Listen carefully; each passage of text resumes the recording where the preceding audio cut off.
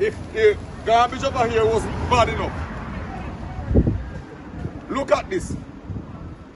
A dead goat. They dump everything. And that's why I have to call on the people. The people have to help us with this garbage business, man. The people have to help us. We alone can't do this, man. We are drive past up here, so how you going to say dead goat there, son? How you going to say them kind of mini dump over here, son?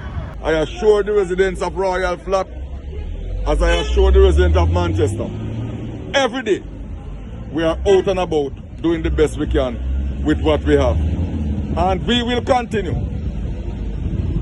Because we know you deserve a good service. And we want to give that to you. But we also ask you for reasonableness in the discourse. I cannot give a timeline when we'll have all the reliable trucks. Because we got commitment and the commitment was sincere. But then, intervening circumstances beyond our control, and that have to be shelved for the time being. So it's difficult for me as a public servant to come down here, and because I want a headline now, I'm going to give a timeline over which I have no control. What I am prepared to say is that we will continue to work assiduously with what we have.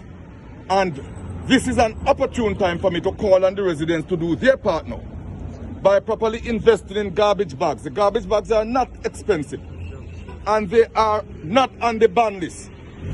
Invest in garbage bags and properly containerize your garbage. So I'm gonna clean up this, you know. I'm putting people together as we speak. So this won't be here this evening. But when I clean it up, I'm gonna town. I can't stay at town and keep it clean.